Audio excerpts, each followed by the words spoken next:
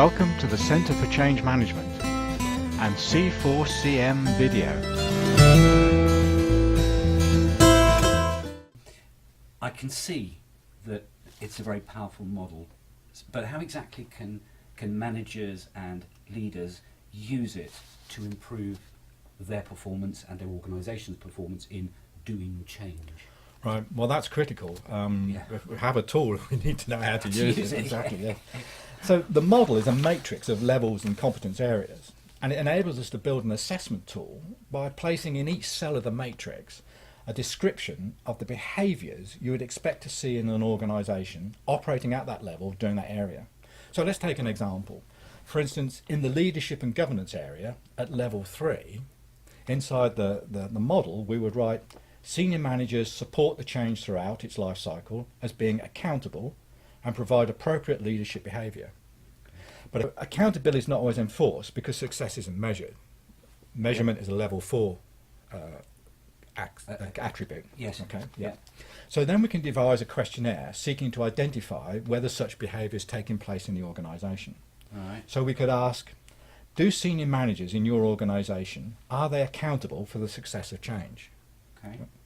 Or we could say, senior managers support change right through to the end to ensure success. Right. And those are two behaviours we would expect to see inside level 3 for that area. Yes, I understand that. But then we'd say senior managers are not often held to account for failures in a change, Right. which is another negative behaviour. Yes. Because there's no measurement. So although managers claim they're accountable, when it actually comes to holding them to account, they wriggle out. Yes. Yeah, Yes. okay. Yes, So a behaviour that a lot of people would recognise. I can hear bells ringing. Okay, can I just challenge you then on a very practical level? What sorts of things would an organisation need to actually do to improve? I mean, it can't be that hard, can it? Or can it? Well, a good way to think about improvement would be to have a look at the significant differences between each level in the model and how those differences could be implemented and moved across. Okay. So if we have a look at level 1, you don't have to do anything to get to level 1, it's the default position. Yeah. And in practice, there are not many organisations working completely at this level. But often some of the change competence areas do fall at that level, whereas Yes. most of the others would probably be at level 2. But to get to level 2, you need pockets of proactive change management. And this is usually a localised initiative. So a senior manager decides to bring in some people with change experience to improve the competence, or a middle manager goes out to get some education on change in their own initiative. So they're generating small areas of competence. Right. And these are the people who become the heroes. But and if they don't get support, then they will leave. If the heroes don't get support. If the heroes so don't this get is a role for consultancy and coaching and mentoring. Yes, Of course. yes. And so once you get into level 2, senior managers have got to start swinging in behind Yes. this stuff and broadening the competence. Yes. Otherwise, the heroes will just disappear.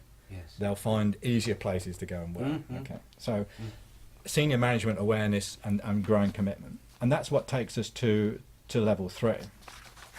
So to get to level 3, the problem needs senior management action. The senior managers have to impose an organisation-wide method and provide the resources to get it implemented. But you can see that's quite hard because an organisation at level 2, which is trying to get at level 3, is used to under-resourcing its change. Yes. Yeah? Catch-22. Catch-22. So they've actually got to stump up the resources. They've got to put investment into doing this. Yeah. And in today's climate, that's not a trivial thing to do. So that's quite hard. Okay. And actually moving from level 2 to level 3 can often take a couple of years in an organisation. So the managers have got to stick with it. You know, you can't sort of say, well, after 6 months, is this working? And if it doesn't appear to be working, try something else. Yes. Well, in fact, there isn't anything else. Yeah, indeed. Okay, Yeah.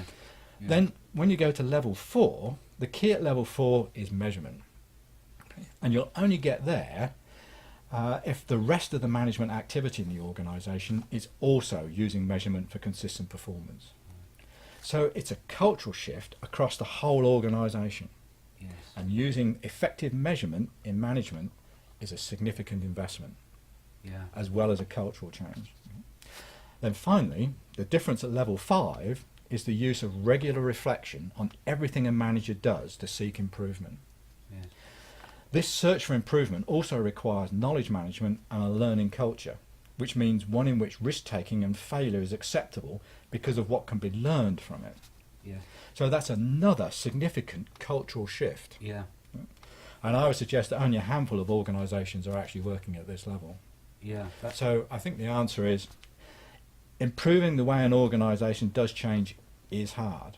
The capability model will provide a route map for improvement, but only a committed organisation will complete the route and reap the rewards. Yes. So it's commitment, cultural shift, behavioural changes, and as you mentioned just then, it's a topic for another day.